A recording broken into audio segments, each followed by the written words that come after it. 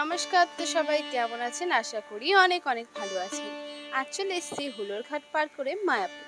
তো মায়াপুর ঢুকতেই এই যে মন্দিরগুলো ছোট ছোট রয়েছে, তো সেইগুলোর ভিডিও হয়তো আপনাদের দেখায়নি। তো আজকে আমি তাই জন্যই ভাবলাম সেই ভিডিওগুলোই আপনাদের দেখাই। তো এখানে একটা রয়েছে জগন্নাথ মন্দির। একটু অন্ধকার ছিল, তো পরে লাইটটা জ্বেলে দিয়েছিল। তো চলুন আগে জগন্নাথের দর্শন করে নিই, তারপরে আশপাশটা দেখে নেব। তো প্রচণ্ডই অন্ধকার, দেখে বুঝতেই পাচ্ছেন। তো তারপরে ভিডিও করছি বলে এখানে যারা ছিল তো তারাই লাইটটা জ্বেলে দিয়েছিল। তো তারপরে জগন্নাথের মুখটা খুব সুন্দর করে দেখা যাচ্ছিল। যদিও ক্যামেরায় যতটা অন্ধকার লাগছিল, এমনি খালি চোখে অতটা অন্ধকার ছিল না, ভালোই দেখা যাচ্ছিল।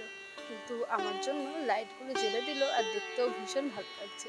তো এখানে জগন্নাথ, সুভদ্রা আর বলরামকে খুব সুন্দর করে সাজিয়েছে, তার সাথে আরও অনেক দেবদেবীর ফটো ফ্রেম রয়েছে।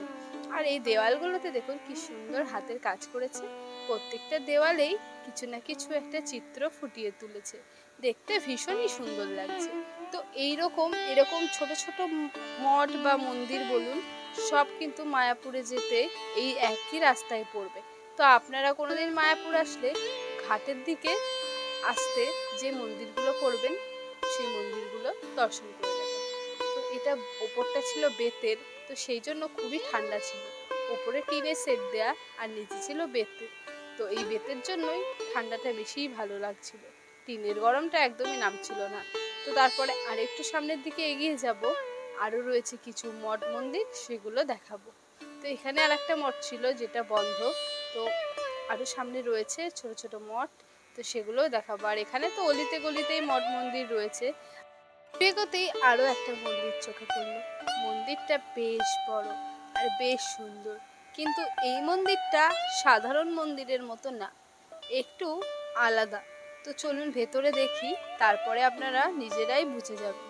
তো এই ঢুকতে দেখছেন এখানে কত কুকুর রয়েছে। এই মন্দিরটা পুরো মন্দির জুড়েই রয়েছে কুকুর। তো এটা একটা কুকুরের মন্দির বললেও পারেন।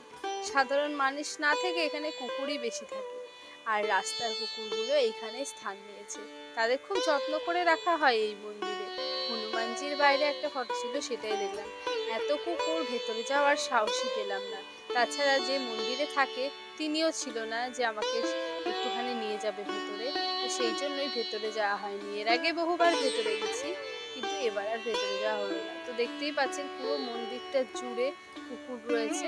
তো এই যে পুরো মন্দিরটা হচ্ছে এটা।